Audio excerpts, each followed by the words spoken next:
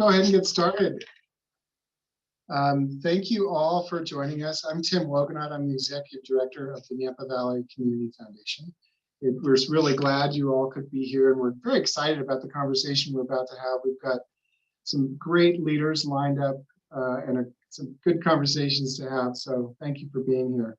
A couple of quick housekeeping things. We are recording this session, so please be aware. You are welcome to have your video on. It's nice for us to see people in the audience, but you also don't have to. If you're more comfortable turning your video off, feel free. You will be muted by Tracy Hyatt. Tracy's handling the Zoom background right now, and so I'd like to introduce Tracy. For those of you who don't know her, Tracy Hyatt is our donor engagement manager here at the Community Foundation and has become quite a whiz at using Zoom as well. So with that, I would like to just, again, thank you for being here. I want to recognize a couple of board, well, at least one board member who I'm aware is on the call, and that's Gordon Hattersley. Thank you for being here, Gordon. I'm not able to really keep up with people who are still joining, so I might have missed somebody else. What we're going to do today is we're going to start with a brief overview. I'd like to talk to you a little bit about the Community Foundation, and then I'm going to introduce the community leaders that are serving on today's panel and jump right into a conversation. After that panel discussion, we'll open it up for questions. We have about a half an hour set aside for live questions from our audience. We'll ask you to use the raise hand function at the bottom of your screen. There's a little icon that says reactions. If you click on that, you'll see an opportunity to raise your hand. That will allow Tracy to see who's ready to ask a question, and we can go to you for a live and unmute you so you can ask your question live. Or you can write your question in the chat box and we'll be monitoring that. Or you can just wave your arms and hopefully we'll notice you and be able to point to you for your question. We'll wrap up questions at 5:20. And then Tracy is going to talk with you for a little bit about our community grants round, which is one of the best ways we have to support the aspirations of these leaders and the nonprofit organizations with whom they work in their communities. We'll talk a bit about how you can help out at this time. So to begin, I know most of you are pretty familiar with the Yampa Valley Community Foundation, but I'm also really happy to see that there are people on the call who are new to our work. So I want to talk very briefly about what the Community Foundation does. We are uniquely positioned at the intersection of local communities, concerned donors, and civic leaders. And in this role, we're able to mobilize a wide range of resources and put different tools into use to affect change. We really do this in 4 ways: donor engagement, strengthening nonprofits, making impactful grants, and building community. And I'll describe each of those areas.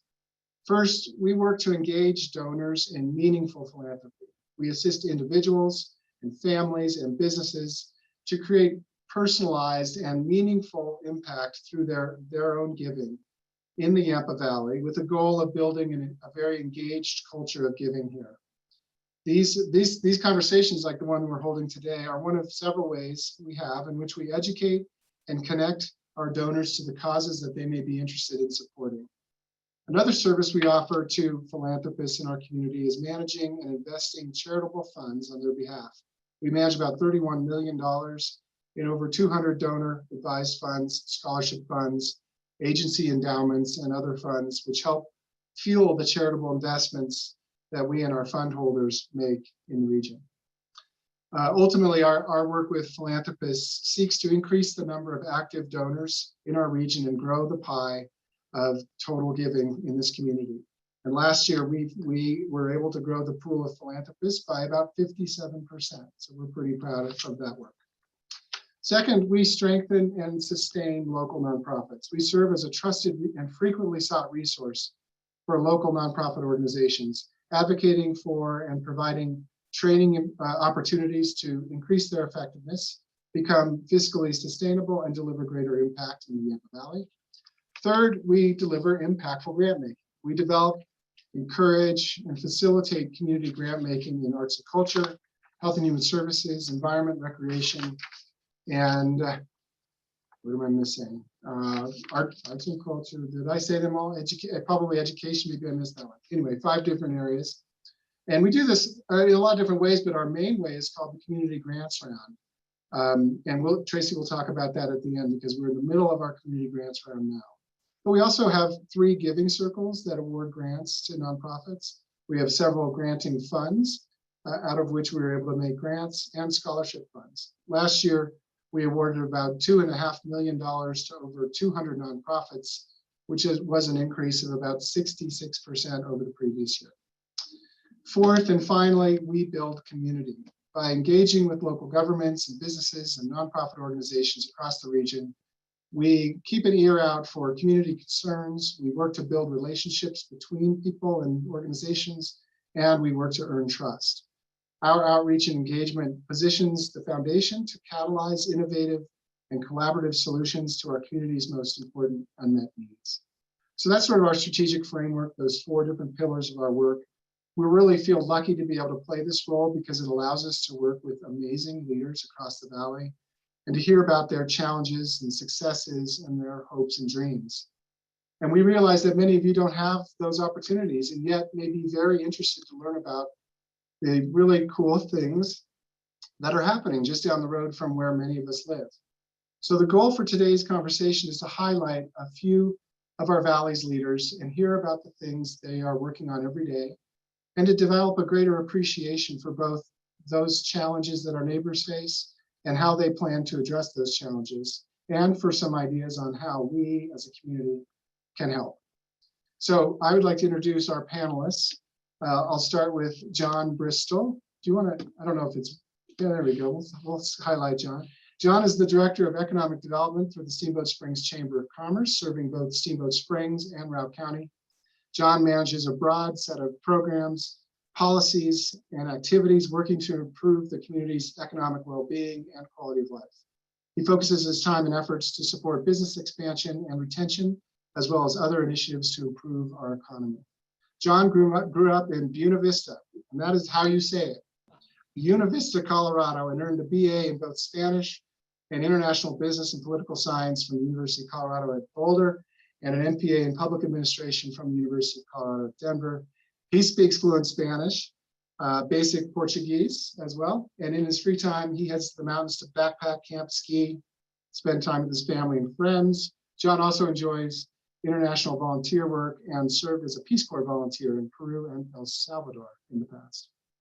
Next is Jennifer Holloway. Jennifer is the Executive Director of the Craig Chamber of Commerce, a position she has held since October 2018.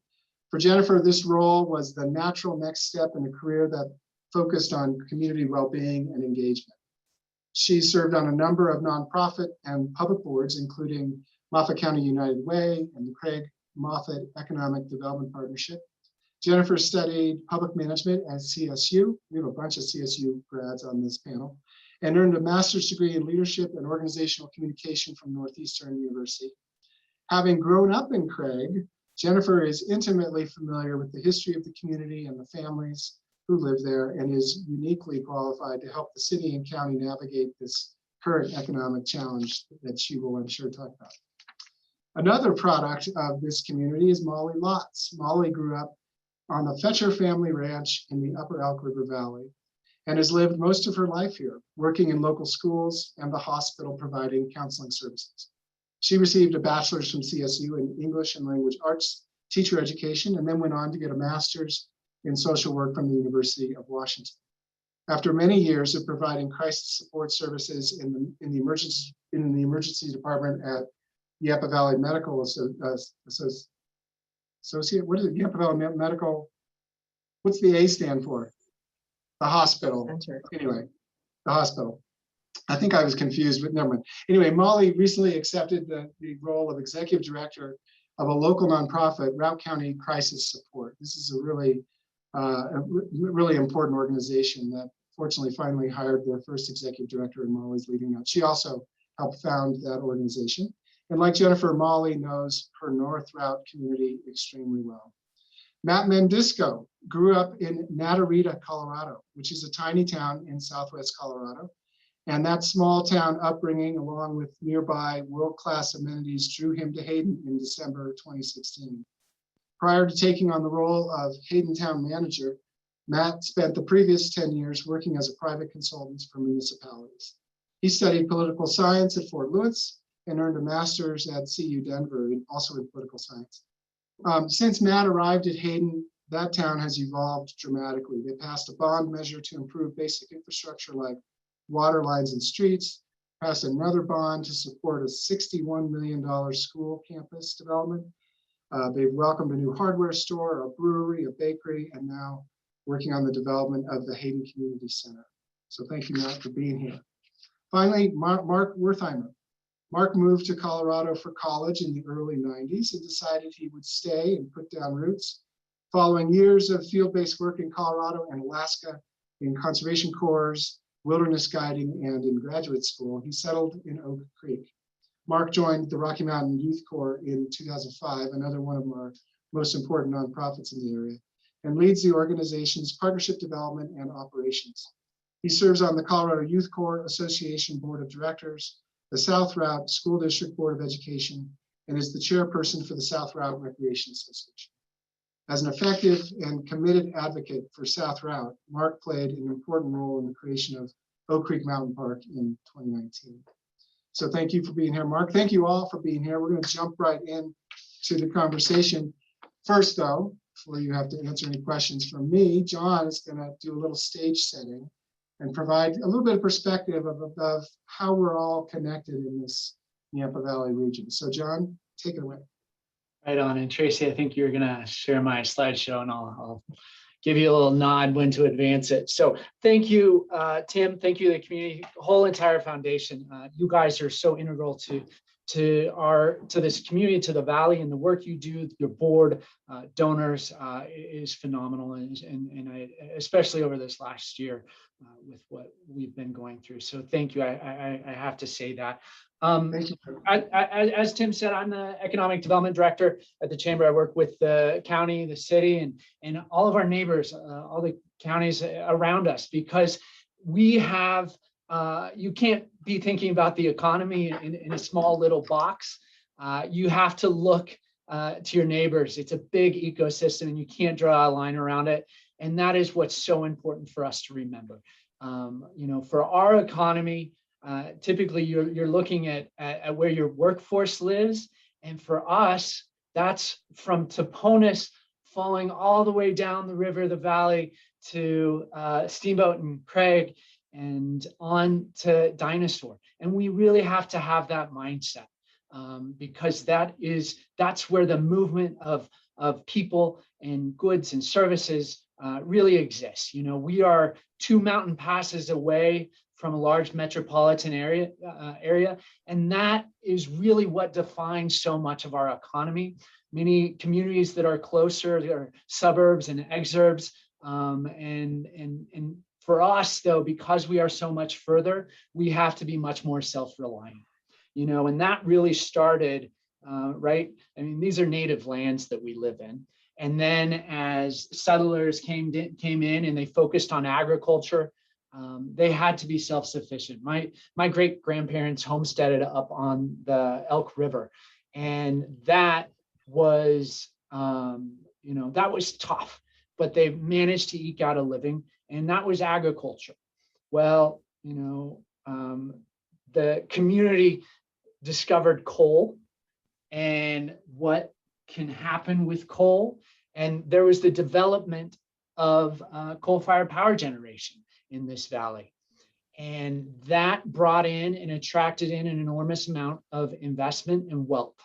And so what I'm talking about is that's dollars from outside of our valley that then were flowing into our valley in exchange for sending electrons out, right? So this is a good exchange. And so that increased the overall wealth here. So you've got agriculture, and then you start adding in coal-fired power generation.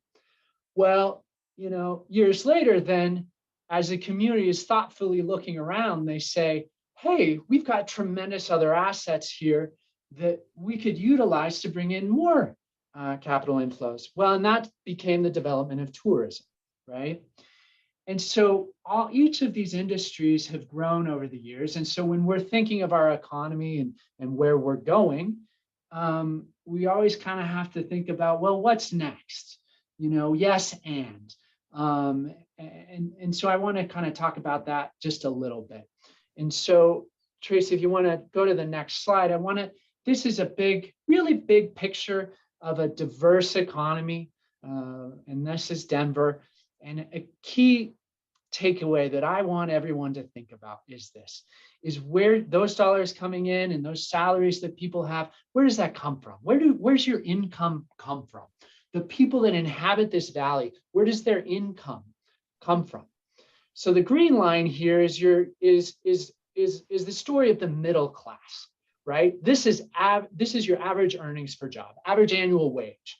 And so this is in Colorado, in Denver, right? It's a little bit higher average annual wage, but then you've got the blue line here, which is per capita. I don't want to do death by step PowerPoint here, so I'll move pretty quick on the next one. But per capita income, that includes not labor income, but it's also investments, it's rents, it's income transfers.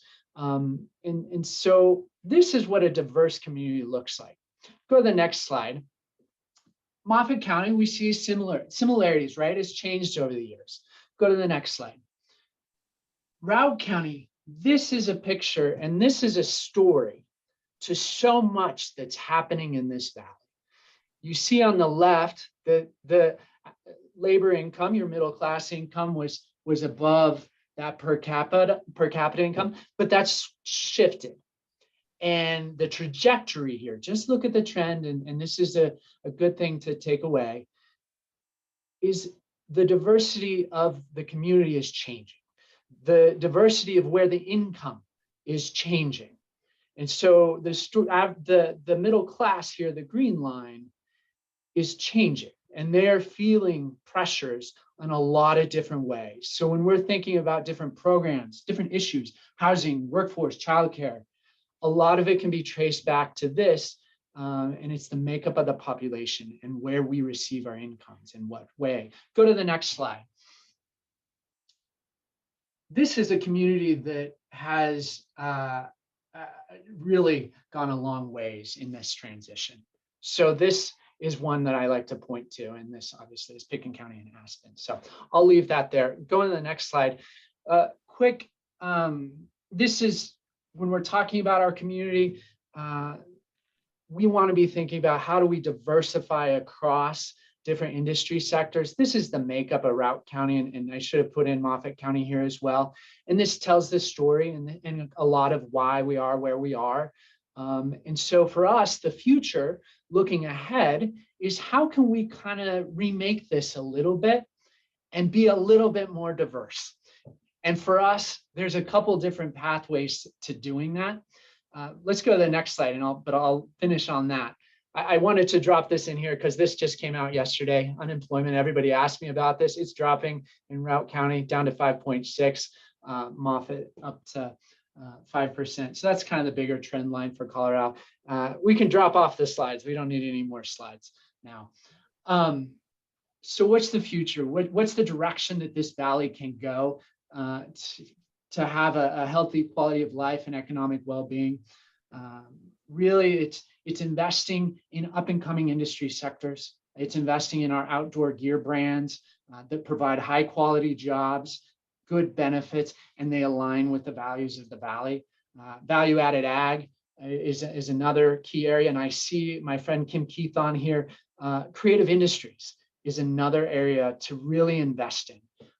And so that's the future. That's how we keep saying, we do this, and then we're also adding in and building on our economy for this valley for the long run as we face transitions with decline in coal-fired power generation and wanting to, just like an investment portfolio, invest in many industries, not just a handful. So I'll leave it at that and take some questions later on. Great. Thank you, John. And so, yeah, keep in mind your questions for John. He will be with us. And then, John, as we get into the panel discussion, feel free to chime in when you feel it's appropriate to add from your kind of region-wide perspective. So what I'll do with the panel, I'll pose a question to one of you, and I'll just encourage the others to think about that and how you would respond to that question rather than just simply going around the horn. And I'll also encourage you to wave your hand or let me know if you'd like to jump in on a conversation or add to something that someone else is saying. But let me start with you, Jennifer, because I'd love your perspective on this first question. So how do you think your community is currently perceived from outside of Craig and Moffat County? And how do you think that your reality differs from that perception? So that's a tricky question, of course. And I've been thinking about it, and I have lived throughout the Yampa Valley. So I've lived in Hayden. I graduated middle school there. I've lived in Steamboat, Oak Creek, the whole valley, and have been part of each of those communities. And a lot that I hear from people in the outside looking at Craig is that we are kind of independent, isolationist type, kind of on our own. And I think you'll see in Craig and Moffat County, our economy is less diverse than the others, even in this valley. And so because we're coal miners and power plant workers, I tend to hear conversations or people assuming that we aren't conscious of the environment, or that we just want to burn coal, and we want to make electricity because that's been our main industry. But in reality, most of the people in Craig are very connected to the land, and they have parents or grandparents that have ranches or homesteads that they've been caring for over 100 years. And most of our free time is spent connected with nature. Most people have animals of some type or do outdoor rec. It's just, we haven't been known for being welcoming to outsiders. And it's not so much that we're not friendly, it's actually that we want to protect the land. And we're coal miners and power plant workers, but we actually have a real connection to place here, and the feeling that it's our responsibility. And I know that seems like it doesn't connect, but growing up here, our identity is based on the mines and power plant. And we were very much conditioned as our identity and as our pride to be providing that electricity. So I think this transition is a good chance for us to build relationships with people outside of the area and throughout the valley, and kind of reconcile that, where we've been dependent on our livelihoods on an industry that is actually bad for the environment, but we really care about the environment. So as a community, there's been this internal kind of thing going on. Internal dissonance, yeah. I really feel like this is our opportunity to heal that, right? And create a new community that is more in line with those values. Great. Well, we'll get to that. What are you going to do? Anybody else want to jump in on that question about how you think your community might be perceived? Matt.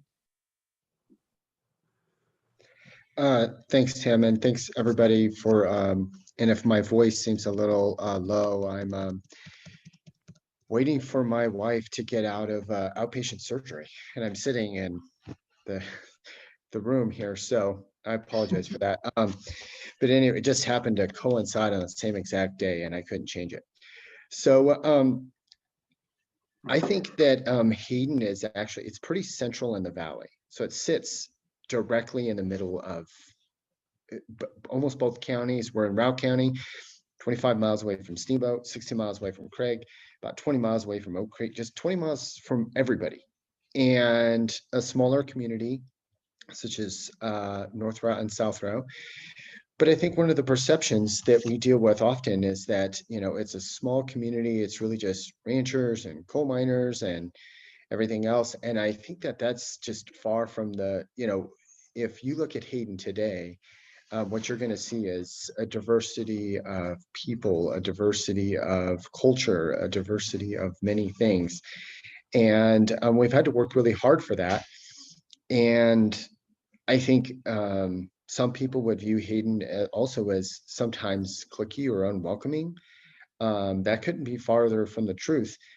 It's a very, very family-driven, family-oriented community that even if we didn't know you, if you broke down on the side of the road, we would stop to help you because we care about people.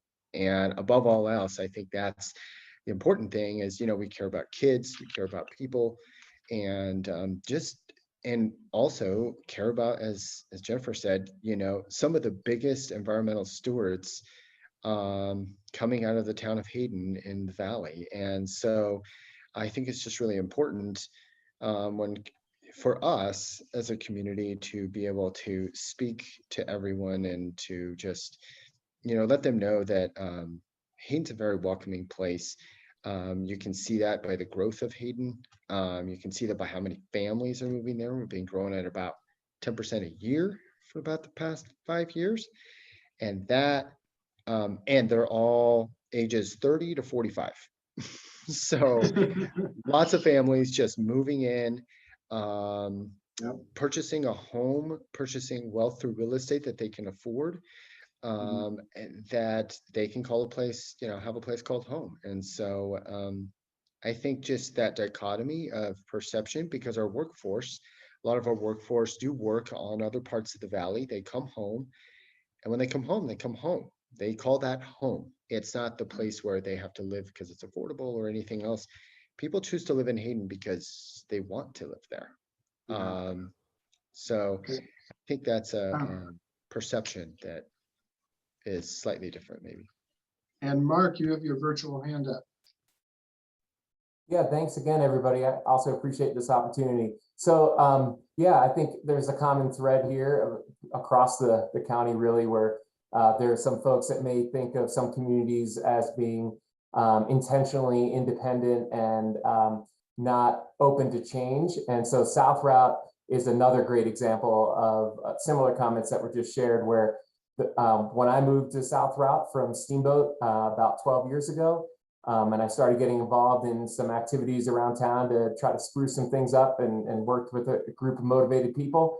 I was cautioned that some folks may not like newcomers like me coming in trying to make change, and I quickly learned that that was far from the truth, and really the opposite. That people are all about collaboration. There's examples all around South Routt and all over the county of people just rolling up their sleeves and doing things and getting things done efficiently and collaborating, not only within the small community of South Routt, but across the valley, and sharing resources and not reinventing the wheel.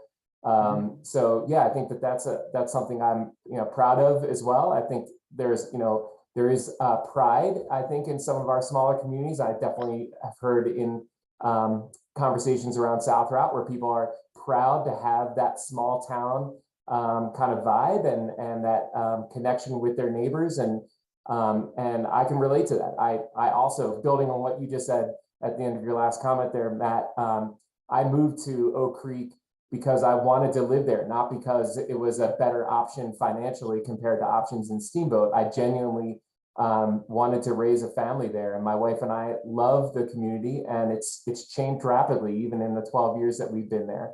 So yeah, there's just you don't have to look too hard to find that some perceptions, as usual in life, are not quite accurate in what they seem. So thanks. Molly, I'm going to save the next question for you because I do want you to chime in, but I want to make one observation, which is just to hear you all speak about these common values. I think that's something that I don't think we recognize as well as we might in the Yampa Valley, that there are these shared values. We found that in our own community focus groups we held last year in each of your communities, and it was connection to the land, care, real families, generosity, collaboration, a feeling of being rooted in land and landscape, and also a real appreciation for the people who make this region their home. So that feels like I'm hearing that in everything you guys are saying. It's just, I think we don't spend enough time talking about our shared values and learning too much about these other things that divide.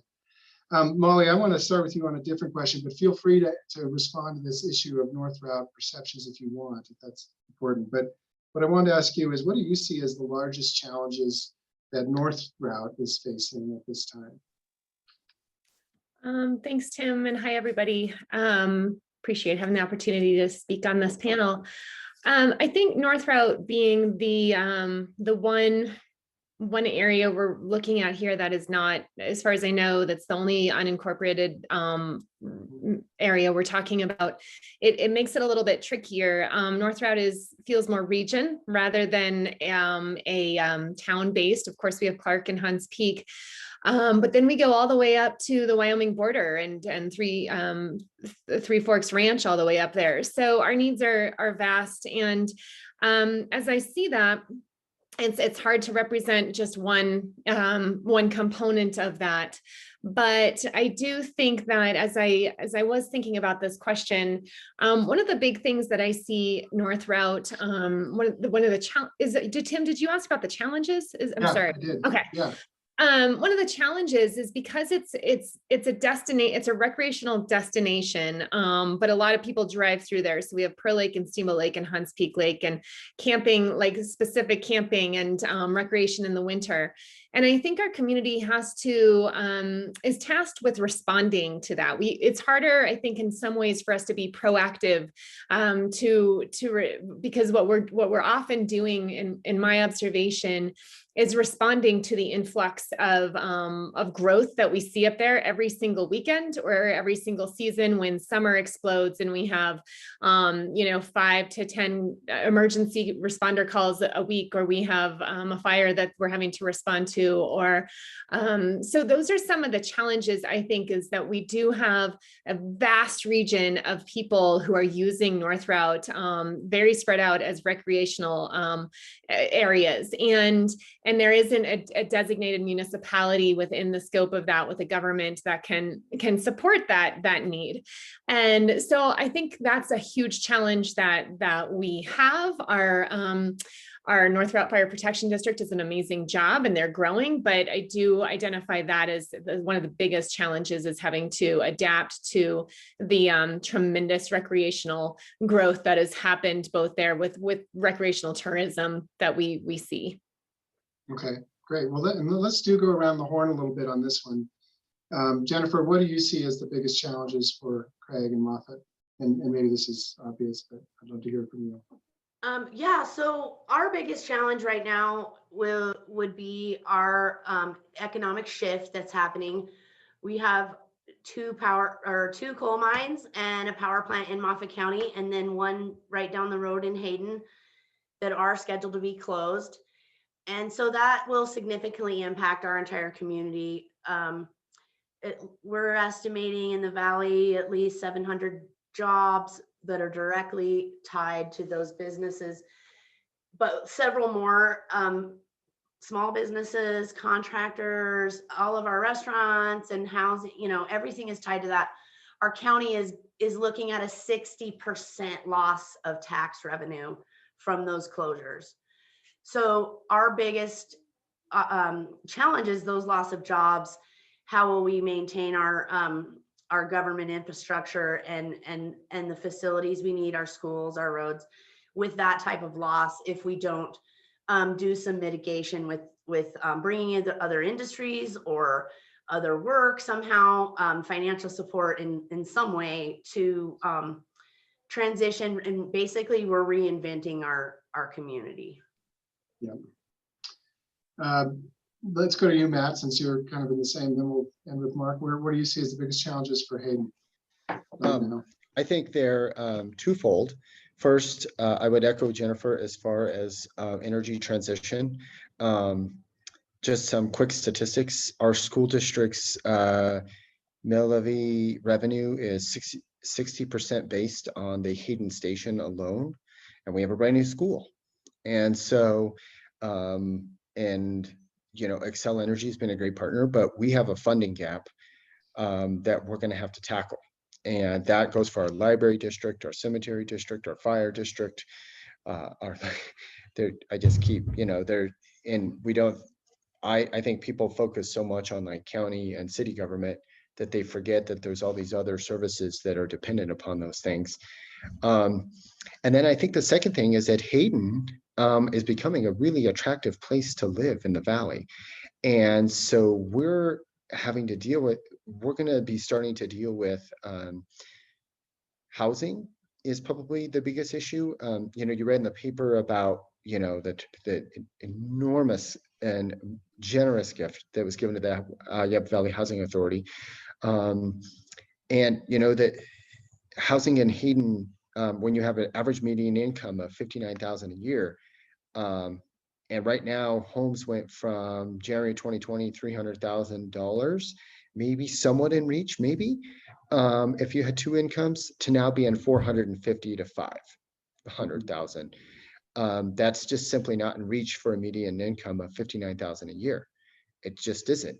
And we're lucky enough that we have some higher income brackets that fit in, but even they will struggle to acquire housing. And so people are building homes in Hayden. But if we can't find a balance, an economic health balance between everything, you saw that graph of the the big gaps in some of our counties. If we can't figure out how to find those balances, and we're having to do this kind of on our own. I mean, we don't, and that's why things like this are so important, is to speak to everybody just to understand, about 2,000 car trips a day come through Hayden going to Steamboat for workforce, and then they're coming back and they're stopping all in the middle. And so it's just important to understand those things, and that we're all going to be connected and we all have to work together.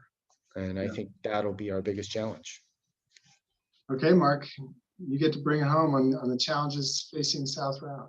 Yeah, so for South Routt, I'll again echo what Matt just commented on there towards the end, which is housing. So there's, of course, like any community, many issues we could pick from, but I think housing really stands out as the primary issue right now.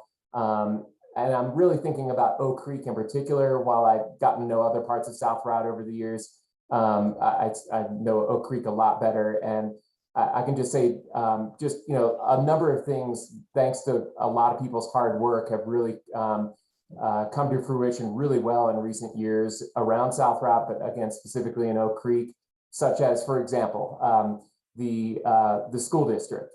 Our school district is now ranked, as of the last test scores around the state, number 5 academically in the state, which is a huge feat for South Routt to have accomplished. And I'm charged as a school board member to try to, sustain that in the years to come. So that's a huge, huge win right there that we're really proud of, and looking to build on all the successes that led to that statistic. We also have a number of flourishing businesses that have really taken off in recent years. Main Street was redone, and a lot of beautification work was done around Main Street in Oak Creek.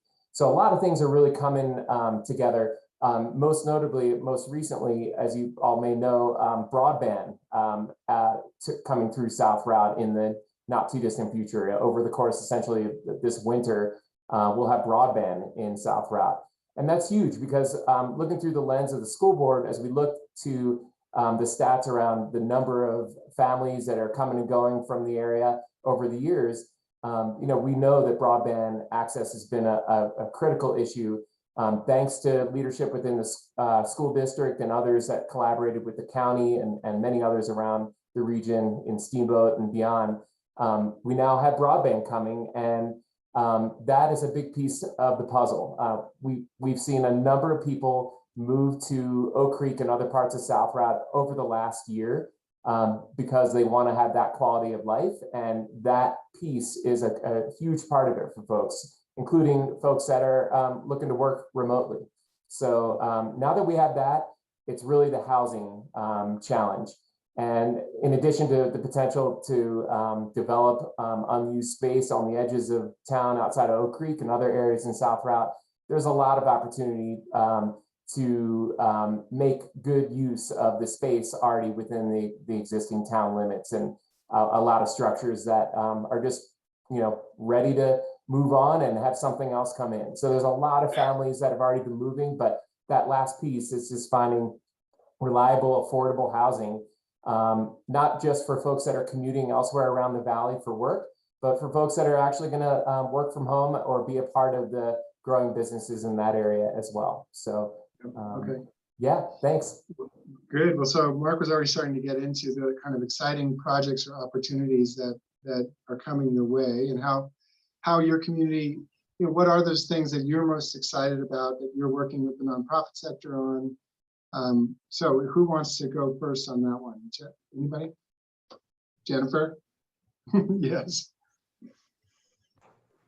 So we have so many exciting and awesome things happening. I'm not going to be able to tell you about them all, but in general, so the theme, moving our community forward in this process of healing, right, our identity and reinventing ourselves, we have began to focus on the Yampa River.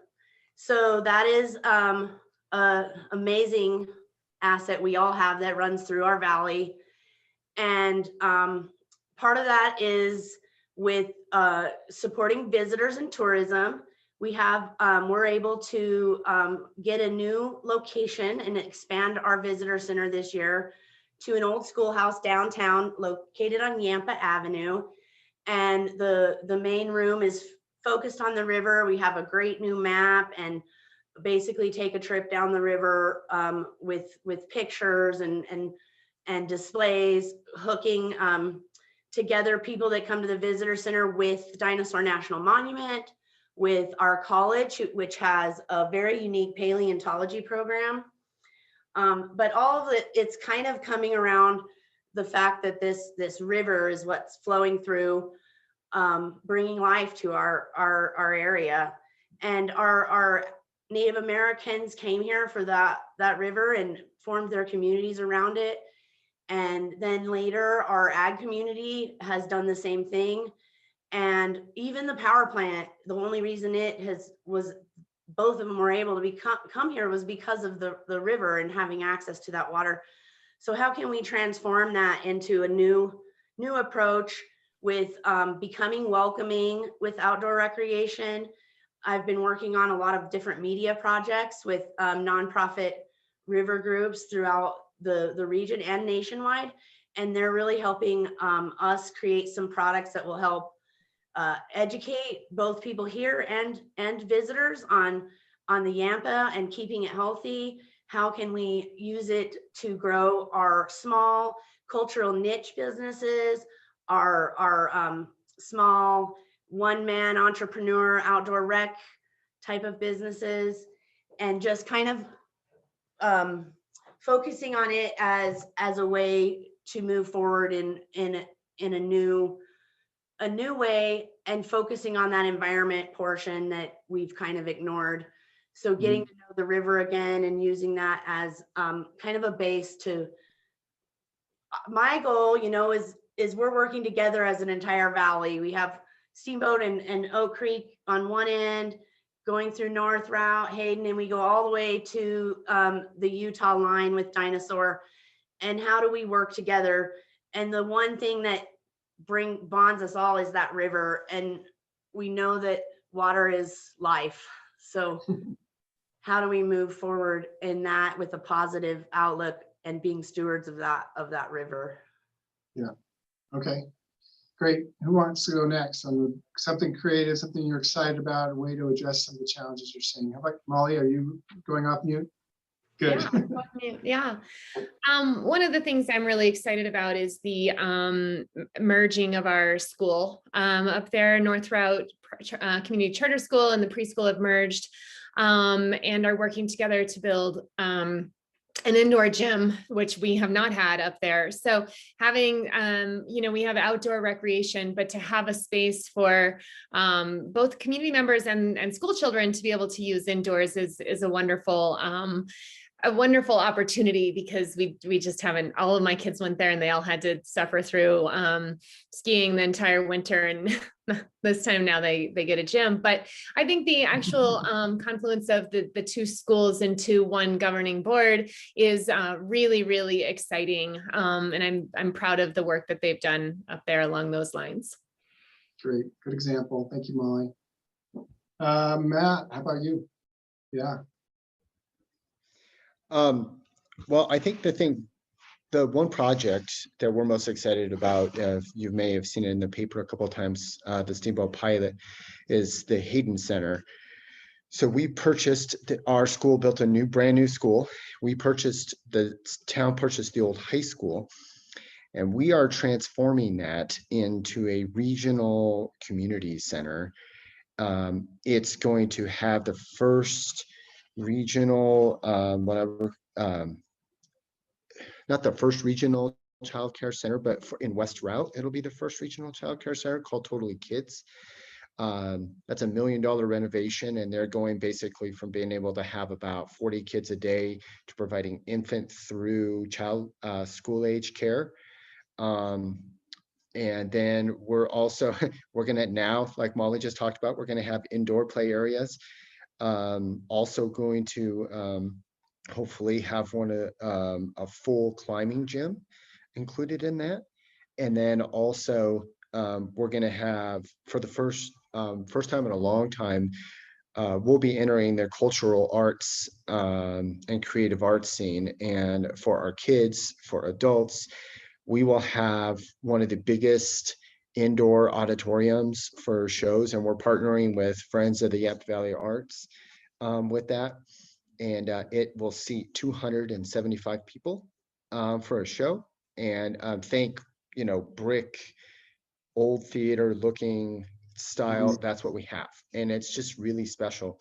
And our community came together. Tim talked about our bond issue.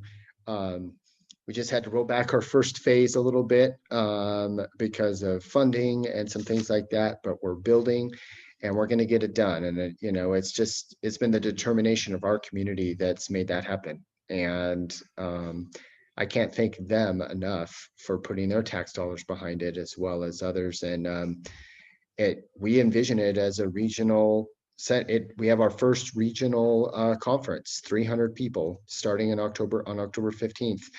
The Steamboat Chambers Thrive Women's Conference. So that's really fantastic, and that's all just because of this place. So yeah, we'd love to see everybody for a show. Yeah. Thank you, Matt. It is an exciting project. It's going to be transformational. Okay, Mark, your turn. Yeah, thanks again. So yeah, again, so many times we sometimes hear people say like, well, that's been tried and it couldn't be done, or because of these roadblocks, it just isn't going to happen. So there's just so many examples around South Routt where people overcame that and figured it out. So one example is the school district. Again, several years ago, some transition happening with the admin team. We set new goals to make it to the top 10 on the top 10 list of schools in the state academically. We met that goal a few years ago. Then we achieved number 5. I mentioned earlier, I want to sustain that as a school board member. I want to revise that. I think number 1 is an attainable goal. We'll be the number 1 school in the state of Colorado, hopefully in the near future, and then sustain that. Again, there's just so many examples of people overcoming things. That broadband topic, it was mentioned, the millions of dollars that would need to come together for that to happen. And a lot of people rolled up their sleeves and made that happen. So a similar story I'll end with is the establishment of the Oak Creek Mountain Park that Tim mentioned earlier. We're so proud and so grateful for all the great collaboration and partnerships that came together, represented in this meeting as well. The Community Foundation, Alpine Bank, Rocky Mountain Youth Corps, Routt County Riders, the county itself with the Purchase of Development Rights Program, on and on. So many folks came out of the woodwork to make something that at a glance seemed like kind of a harebrained idea, to find a way for our small town with a very limited budget to acquire a large parcel of land when there are so many other basic needs that are at the top of the town council's minds, to make that happen. And over the last year, the South Routt Rec Association, as far as nonprofit partners, and Rocky Mountain Youth Corps and Routt County Riders all came together to mobilize young people and adults in a number of outdoor volunteer days to do some basic work to get the park to where it is now, where it's just a quality experience for locals and visitors, and a new amenity, not only for Oak Creek, but really for the whole valley to enjoy.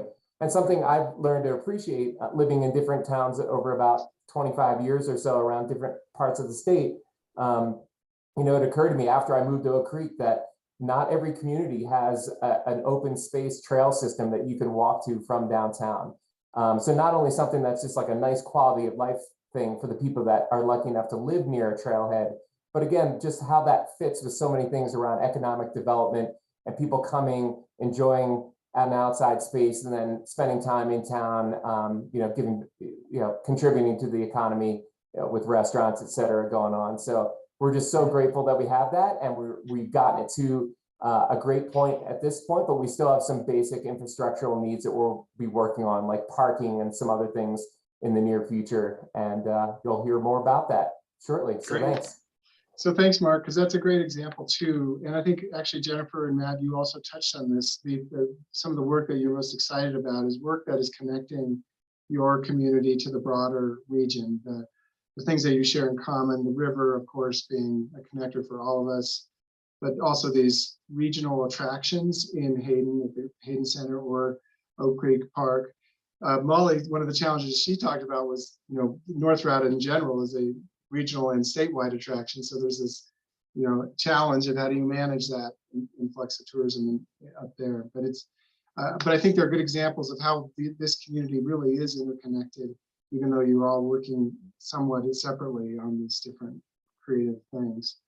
We're ready to open it up for questions from the audience. As you guys start to formulate your questions, John, do you have any words of wisdom or any observations of this conversation so far from an economic standpoint? Yeah, I guess not so much words of wisdom, but not a whole lot of that here. But I certainly the thread that I see so much is a question of socioeconomic diversity and how do we maintain our middle class in this valley, because they're being squeezed. And that's where, when they're squeezed with housing and squeezed with childcare, we end up having to pay for it somewhere else. I'm always hesitant to say it, but for me, I always look at the best program as a jobs program, so that people have employment, quality of employment that's increasing and above average annual wages. So yeah. That's a helpful observation. Okay, I think Lori Livingston has a question. Lori, can you unmute yourself and ask your question, or Tracy, maybe you can do that for her. And please excuse my voice. I'm sorry, I'm fighting the crud. But Mark, Molly, Jennifer, and Matt, I really want to say thank you. This is really, really enlightening for me. And Jennifer, I just really like what you're saying about the Yampa River ties us all together. Having raised 5 kids here and being over at the base of Rabbit Ears Pass and living a little bit out of town, the other communities that are outlying are very more distant to me. And growing up with kids in sports and going to Hayden or going to Craig or going to South Routt to do sports, I've never really seen a bond between the community. And I remember going to Craig for some sports and they charged us to get in and they said, well, Steamboat people are rich. And, they're probably right that there's a higher socioeconomic here, but what I would love to do, and it's so great to hear you share this, is I would love to see some more cohesiveness between the communities and awareness.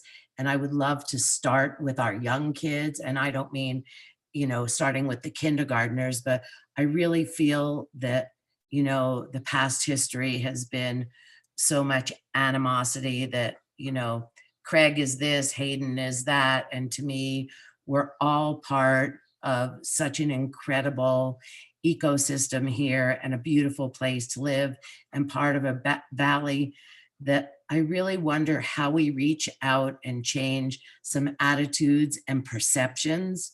I'm part of Rotary here in Steamboat, and I know when we do scholarships, thank you so much to Mark from South Routt. We really got some great candidates. We got some great candidates from North Routt this year that applied for scholarships.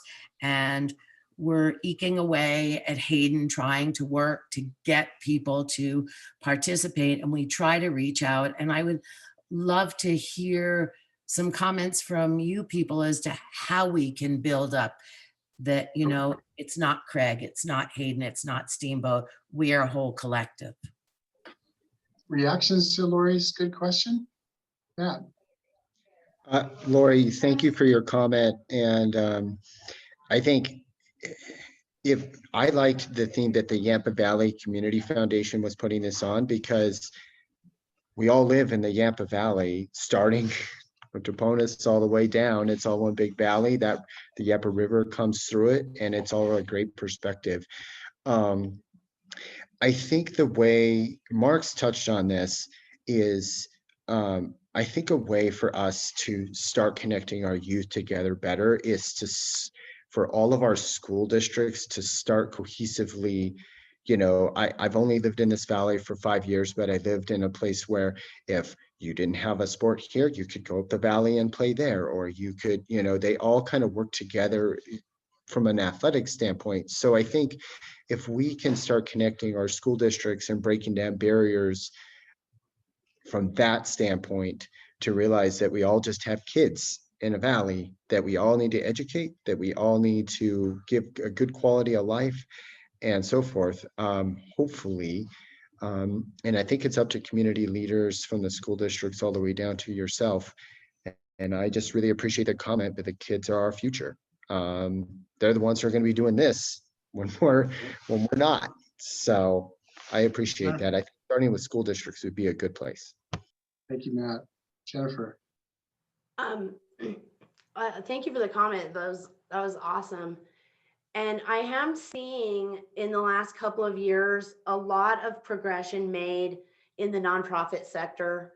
I just can't tell you how grateful I have been this last year and a half working with Tim and Yampa Valley Community Foundation. And other organizations in Steamboat are starting to reach out. Friends of the Yampa just hosted their first kid Yampa camp here in Craig with Craig Kids. So they came here and hosted them and took them on the river. And those are the kind of projects that I think are going to start binding us. Yampa Sustainability Council's reached out. I'm sure that Rocky Mountain Youth Corps is going to be, you know, more involved as in Down Valley. And I think the nonprofit sector really does have a big role in this. And if we start with that mentality that we're connected, and that's going to flow through to the schools and to the rest of the government. And we have, just so everyone knows, we did form a regional economic development group that John was really awesome in pushing this to include the whole valley. So it's Rio Blanco, Routt, and Moffat counties working together. And I see a lot of potential with that and working towards the transition and all that. Just to jump on what Jennifer said, I would applaud and recognize Commissioner Redmond that's here, because he really pushed behind that. So I should direct it towards him. Good job, people. Okay. Is there another question from the audience or comment? Yes, I'll put my video on so you can see who I am. Yes, I probably have a perspective on the Yampa Valley that's a little different from many other people because I worked in the school system in Steamboat, was involved in athletics for many years. And I have had the privilege of working in all of the communities that are represented here. Oh, cool. You know, so I have a perspective that probably a lot of other people haven't had the opportunity to have. One of the things that I see right now that is going to be a dividing point for unifying and goals, you know, kind of more standardized goals, is the whole issue around what we have been dealing with for the last 15 or 16 months, and that is the pandemic. and specifically the vaccination rates of both communities. That really is a worry to me, but it's also something that I see that is going to continue to be a challenge, not just now, but going forward, because memories are long. And that is really, really, really worrisome to me. And I really have enjoyed working in all of the communities. In fact, I've lived in Steamboat for many years, but when I took a job with Northwest Colorado Health, my choice was to work full-time in Craig because I understand those people. I come from a ranching timber background. And so the values of the people who make up those communities are very familiar to me. So thank you very much for putting this on, and I really appreciate the invitation to be involved in this. Thank you, Francis, for speaking up. A really good question about vaccination rates and so on. What do you guys think of that? What does that make you think? Yeah, thank you for bringing that up. I think I know that it is a divisive issue. Just I'll speak again within South Routt. So recently, the South Routt School District put out an email to everyone in their email list to encourage folks to consider at least getting vaccinated as soon as possible if they're able to. Recognizing, of course, there's some people that just aren't able to. But if they're able to, medically speaking, there was some encouragement that came from the school district just recently because many of us, myself included, are concerned about how this could impact the upcoming school year, beyond a number of other concerns that I personally hold. But just to focus on something that I think most people hopefully can agree on is just if we can get the rates of vaccination up, we'll have a much better chance of being able to hold school in person and not have mask mandates, impact how school actually plays out. So that was the tone of the message that went out to the South Routt community. But I recognize it's a challenging topic, and I'm eager to hear what others may have to say on that topic too. Thank you. Thanks, Mark. I'll just make a note that Matt had to leave. His wife just got out of surgery, so I was amazed he was even able to pull that off from the waiting room of Steamboat Orthopedic and Spine. Anybody else want to comment on the question that Francis raised? Or okay, yeah, not seeing anyone. Judy, you want to jump in? Yeah. Yeah, I appreciate Fran bringing that up. I was thinking about it earlier, but I wasn't brave enough to mention it. When I hear some of these, some people talking about increasing tourism, if the vaccination rate is only 1/3 of the population, I think they're going to have a little more difficulty getting tourists to come to their town than a place that has over 70%. Yeah, yeah.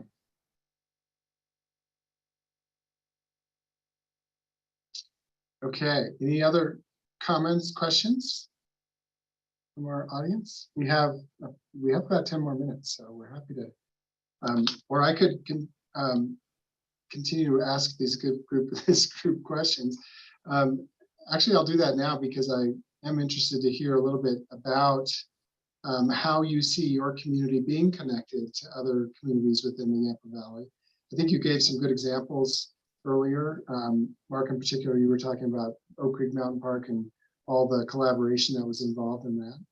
But Molly or Jennifer, do you want to comment on that? So I see Craig and Steamboat in particular, and of course Hayden is in the middle, becoming more and more connected. We do have a lot of options for housing here that we could build that would be more affordable.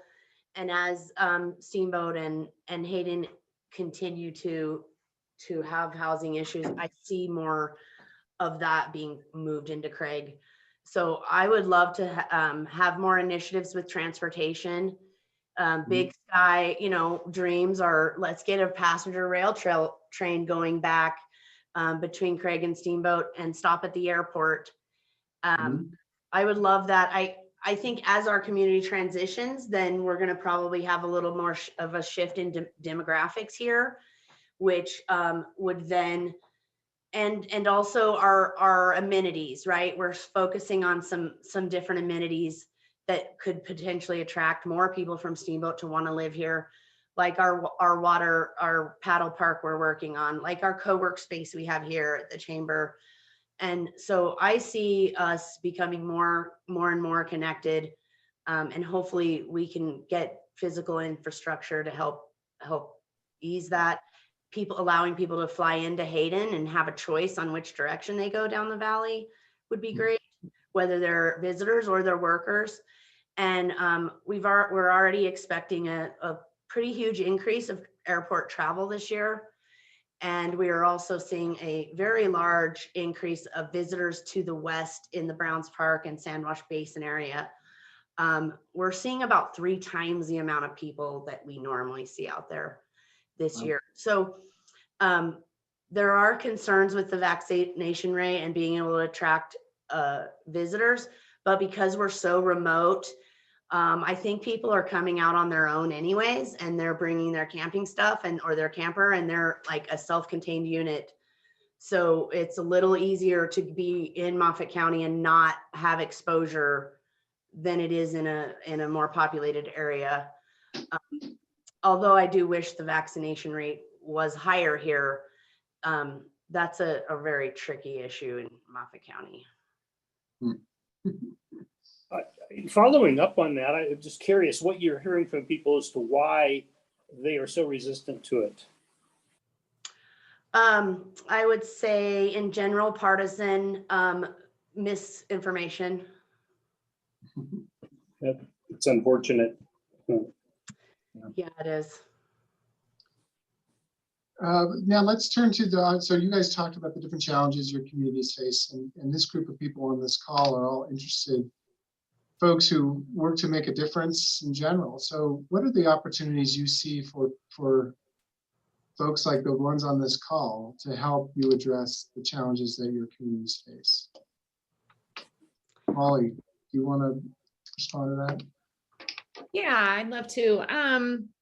I think taking the opportunity of having a localized central community center in the way that we have the school acting as that, more opportunities for mental health resources, whether it's getting clinicians up there to provide the mental health services, because we have a location now to do that. It is prohibitive. There's one road in and out, and we do have mental health needs up there, certainly. So I think being able to find location neutral, like the school as it grows and evolves, where people can get those services that they don't need to come to Steamboat for necessarily. To the same point, I think aging services. We do have an aging population up there. A lot of people do live up there who are retired. I love the idea of enhancing the access to aging services that's specific to North Routt. And then my final plug is, just continuing to support the emergency and first responders, search and rescue, those sort of folks up there who are really doing a lot of the reactive response work when we do absorb, a significant number of more people who come to visit. Yeah, and they get themselves in trouble. Yeah. Yep, understood. Good. Mark, your thoughts on that question of how people can help? Yeah, well, it may sound silly to say, but I'll say it anyway. I mean, the Yampa Valley Community Foundation has, just a ton of great tools that are already active and ready. So that's a no-brainer. So I'll just float that out there as kind of the obvious answer that, through the Community Foundation, all the great work that they do, they can help make it as easy as possible for people to contribute and get those funds to where they are needed most. That's just the no-brainer answer right there. For those that are looking to get more directly involved, again, just like I've experienced in my short time in the last dozen or so years around South Routt, just being a part of that next group of people that shows up and just sits down and starts talking and starts getting things done, that there's kind of natural turnover that happens with that, with several people that kind of wear many hats and can only do that so long. So being a part of that circle of people that comes in to just focus on a specific need. So whether it's the housing need that I talked about, or directly supporting things related to the school district or the outdoor amenities efforts that are going on, there's just so many great groups of people that are already doing great things, and we invite people to come and be a part of that great work and get involved in that if you're looking for that kind of direct interactive experience. So thanks. Great, thanks, Mark.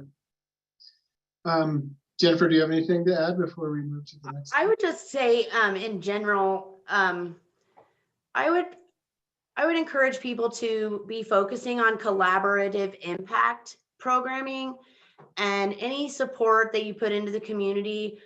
And that's why Yampa Valley Community Foundation is a great place to funnel your funds, because that's what they're doing anyways.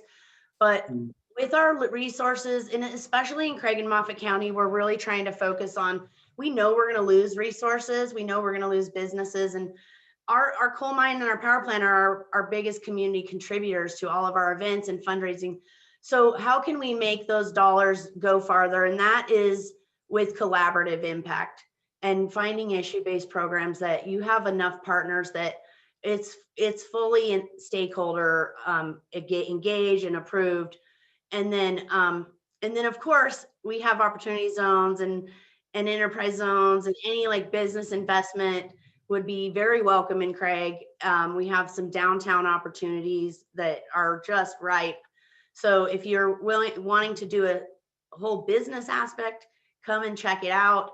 If you're looking into the nonprofit sector, then I would encourage anything that's collaborative with our partners throughout the valley. Great.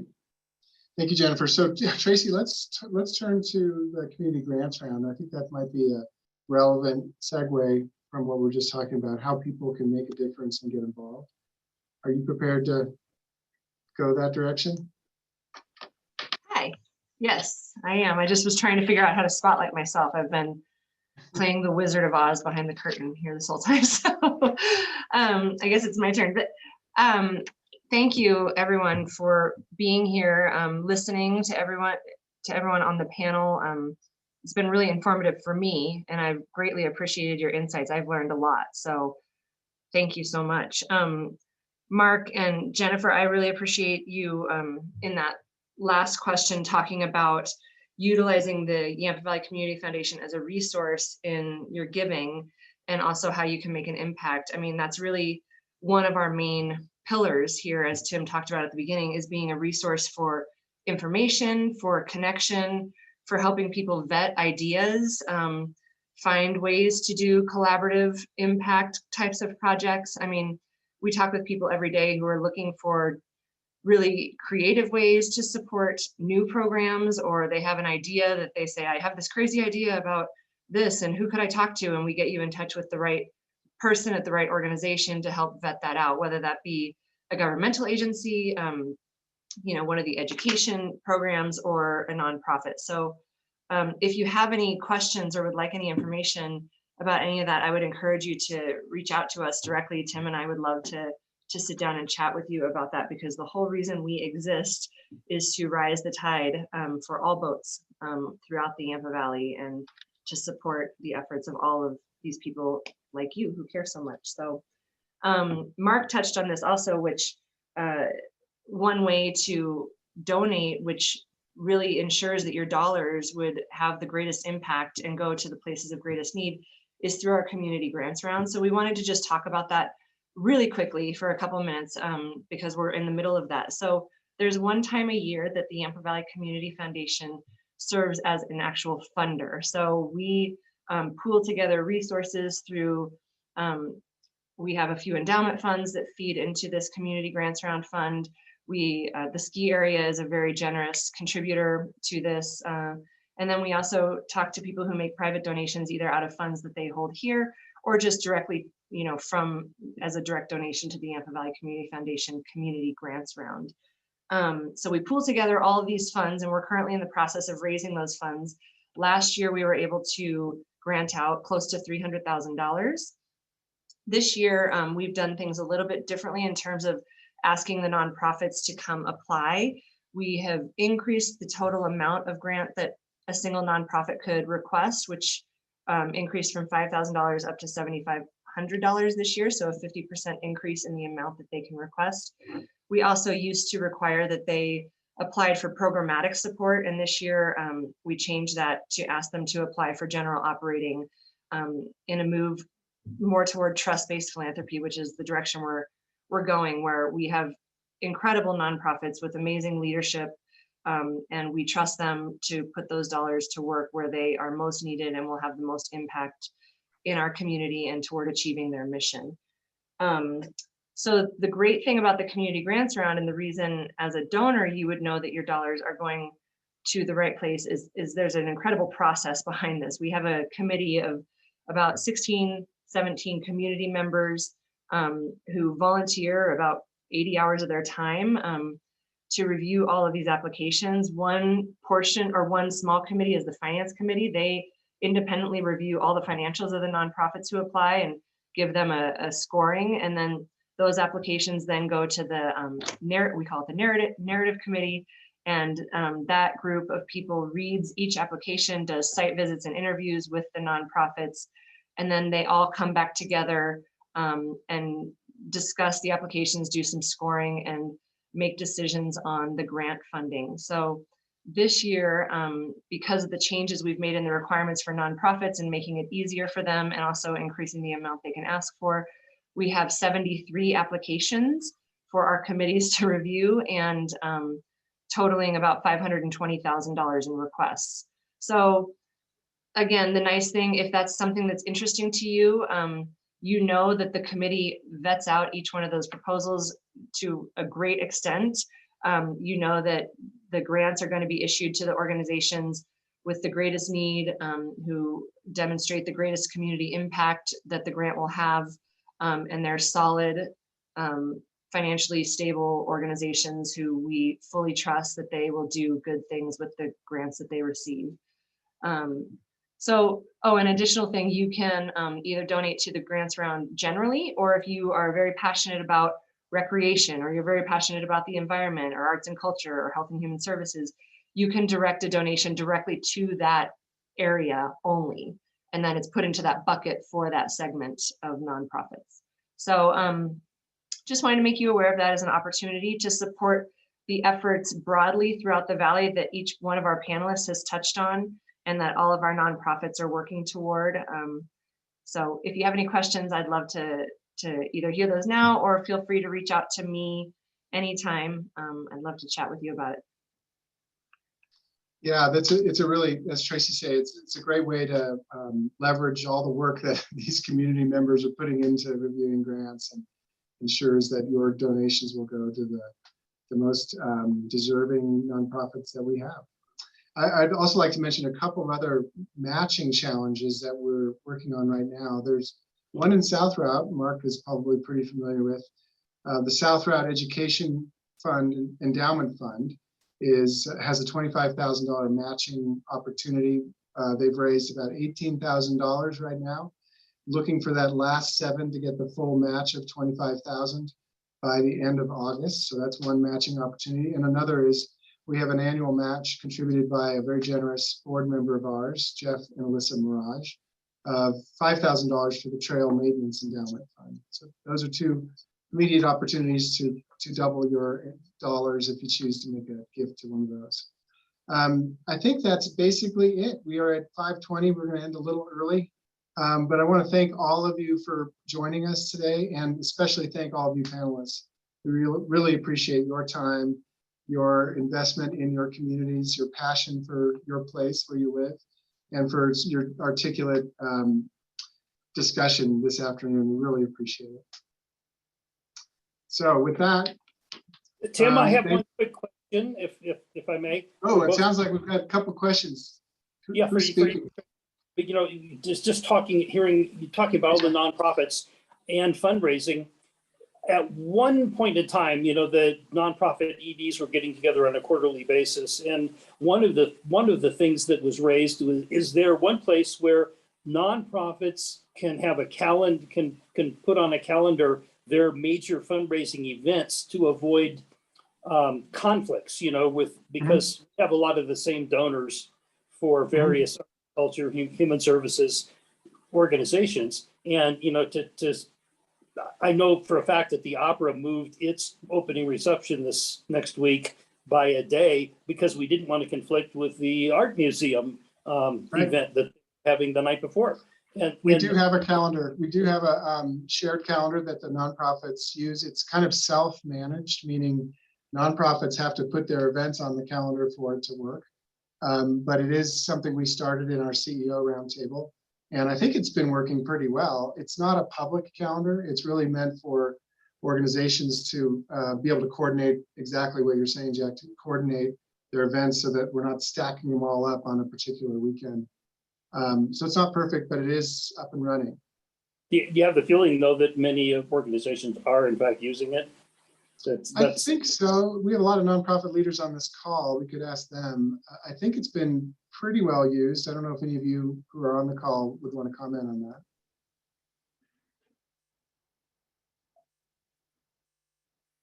Hey, Tim. We're using it at Lift Up. I know our Director of Development used it heavily to determine when we were going to have our 25th anniversary open house, because we didn't want to conflict with anybody. And boy, are those calendars filling up really fast in Steamboat. So we actually pushed ours back to September so that we wouldn't conflict with anybody. So I know we've been using it at Lift Up. Thanks, Sue. Since you're all still here, anybody else have a comment or question?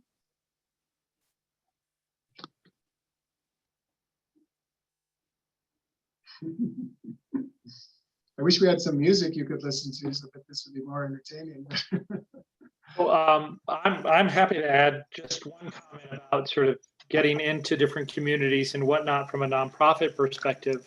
We were Yampa has been very successful actually in we've done education programs in all of these communities this past spring. So from North Routt, South Routt, Hayden, Steamboat, Moffat County, we've even been in Rangeley and Meeker schools.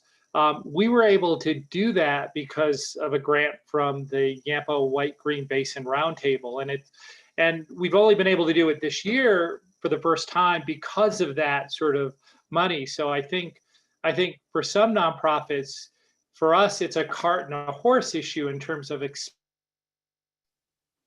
expanding programs into new areas and having some of that seed money that will allow us to get in there. And so that might be something to think about in terms of future funding. Could there be a pool or a grant opportunity that nonprofits could apply for if they wanted to move into new communities with programs specifically? That might be something that could help us, because luckily the Basin Roundtable and what we're doing is water education. So as I think Jennifer talked about the Yampa River earlier, that's what's connecting it all for us, is talking about water education, and the fact that it's a 3-year commitment. That's going to give us time to establish ourselves and find new sources to fill in when that initial startup money goes away. So I think that's an important issue for nonprofits when looking at new communities. That's a great example, Joe. Thanks for bringing that up. Really good. Anybody else?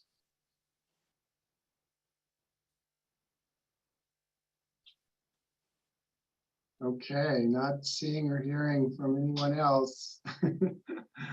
Thank you again, everybody. Have a great end of your day, and we'll see you again soon. We'll let you know when we plan our next Community Connections event, and we'll keep doing this as long as you guys want to keep coming. Thanks so much. Thank you. Thank you. Bye, all.